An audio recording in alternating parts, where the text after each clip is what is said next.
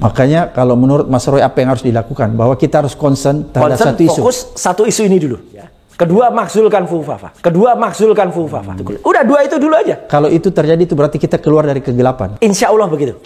Karena jangankan kritik, bahkan menghina dan memaki aja itu bebas aja di negara ini gitu kan. Nah pertanyaannya, berani nggak ya mereka ya orang-orang ini, pegawai-pegawai asing ini itu menghina menterinya Jokowi waktu itu? Nggak ada yang berani. Anak Joko Widodo, Gibran Rakabuming Raka yang menjadi wakil presiden. Kita tahu sejak debat Pilpres tempo hari dia nyaris tidak pernah berani datang ke kampus. Karena mungkin dia merasa bahwa kapasitasnya jauh di bawah warga kampus ya, insan kampus ya. Kan ini banyak kritikan nih kepada Mas Gibran, wapres kita, bahwa dia nggak berani datang ke kampus. Cuma berani datang ke tenda-tenda pengungsi, ya. Kemudian ke SD, betul. SMP, ke ya. TK. Tapi dia nggak berani ke kampus. Tapi kemarin tiba-tiba dia berani nongol di sebuah kampus.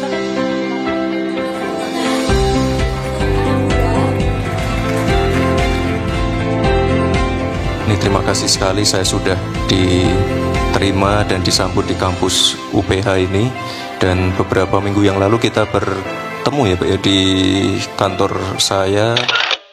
Dan memang terbukti ternyata dari berbagai tampilannya, bahkan setelah menjadi wapres pun kita langsung bisa mengukur bagaimana kemampuan Gibran yang mengerikan sekali ya.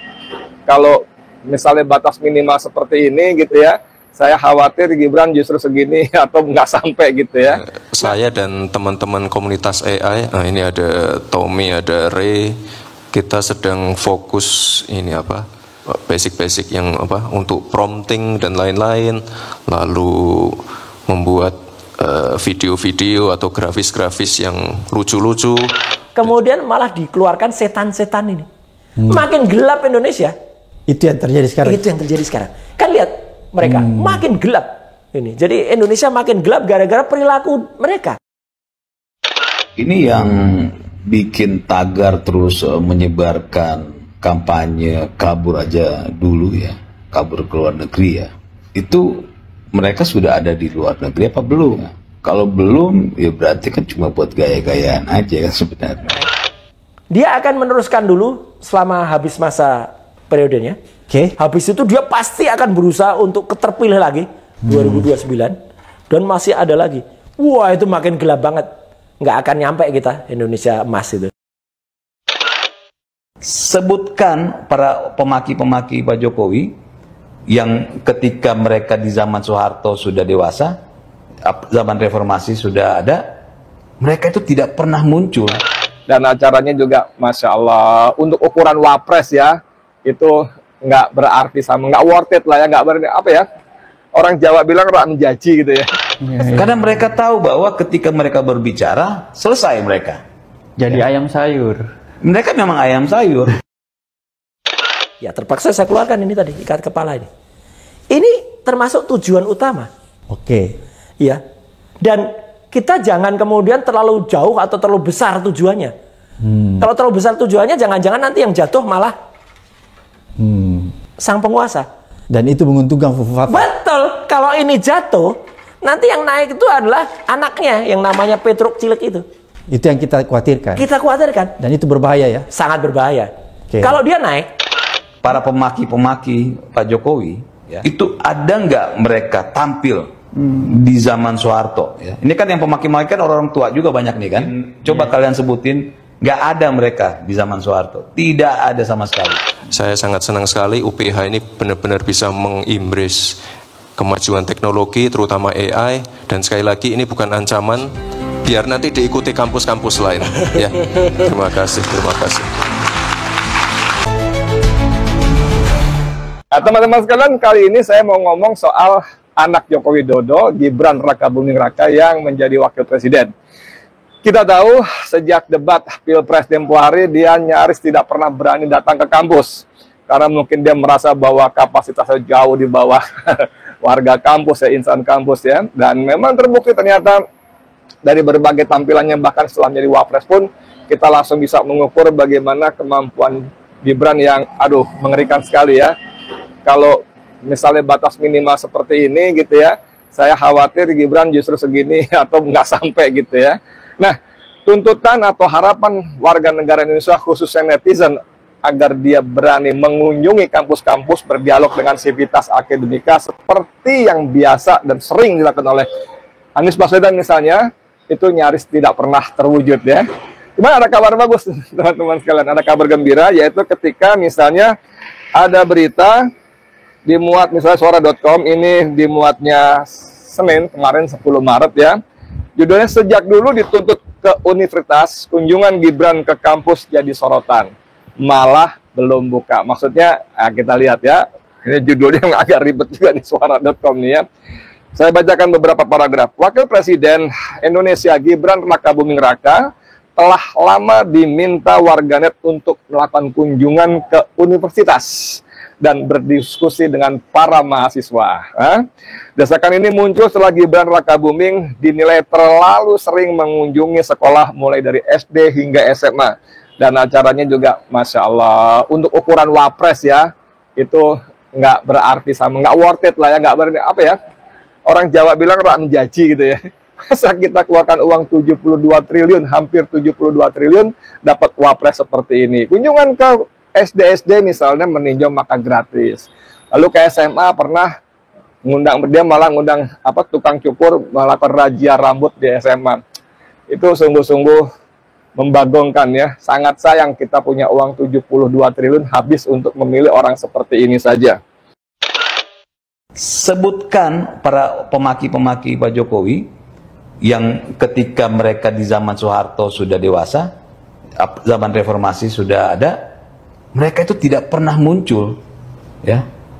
Karena mereka tahu bahwa ketika mereka berbicara selesai mereka jadi ayam sayur. Mereka memang ayam sayur. makanya apa namanya, ya ini penonton ya, coba komen di bawah para pemaki-pemaki Pak Jokowi ya, itu ada nggak mereka tampil di zaman Soeharto ya. Ini kan yang pemaki-pemaki kan orang tua juga banyak nih kan. Iya. Coba kalian sebutin, nggak ada mereka di zaman Soeharto, tidak ada sama sekali.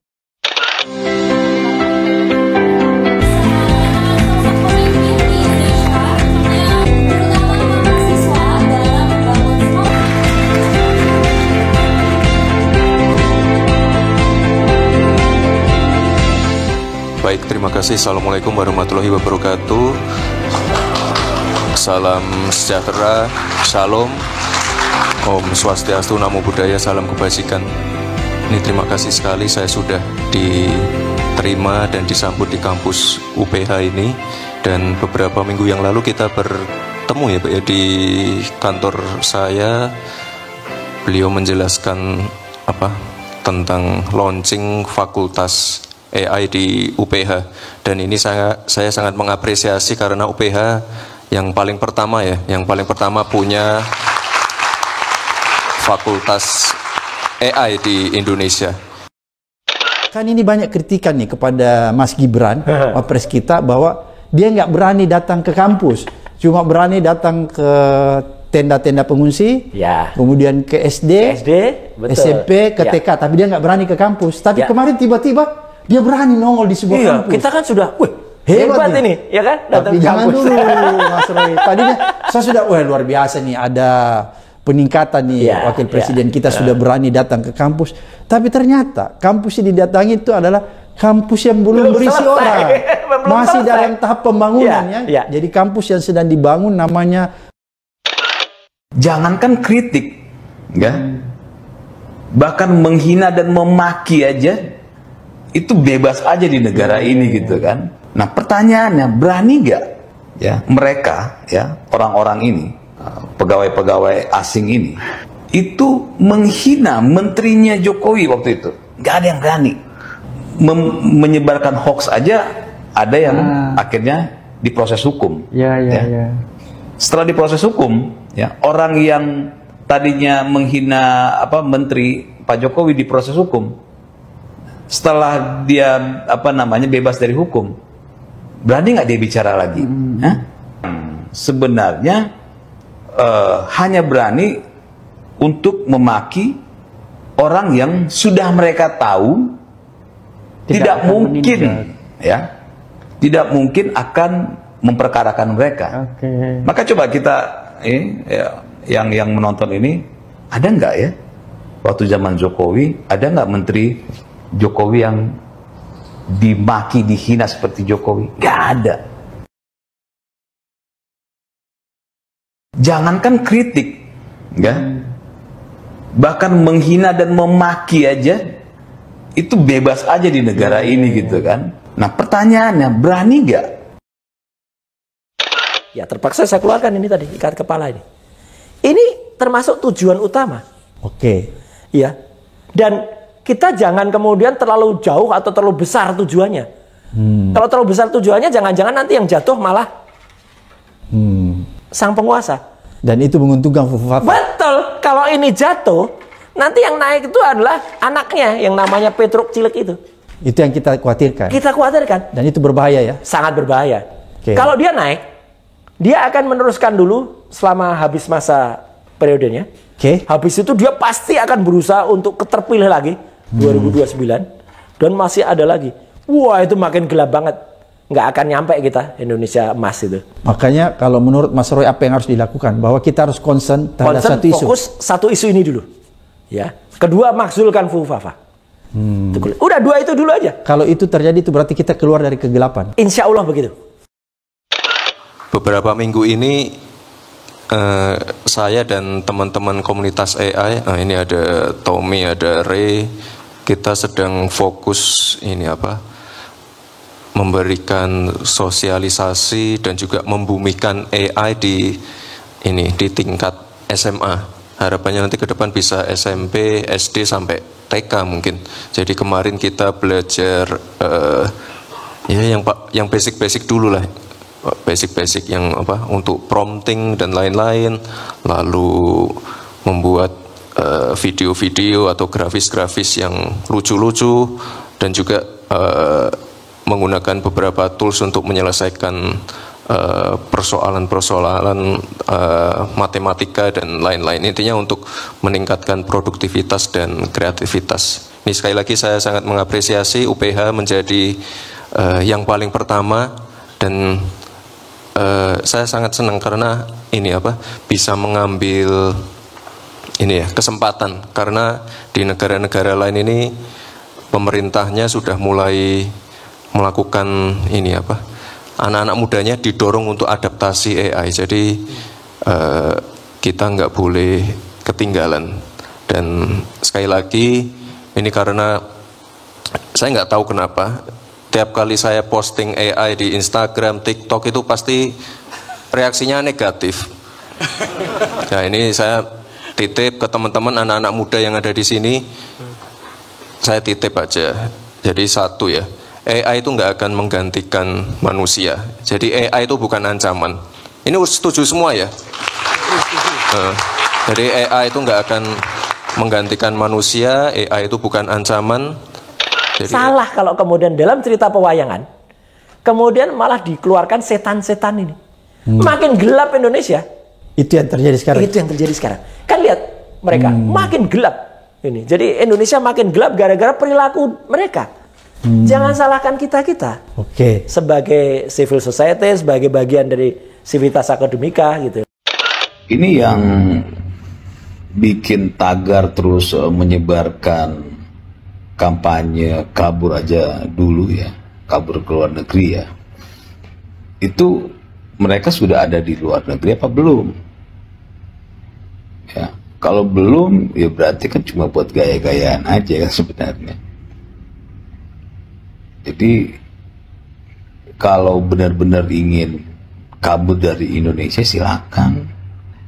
Toh Indonesia tidak akan rugi apapun, malah terbantu dengan kehilangan orang-orang yang tidak berguna kan.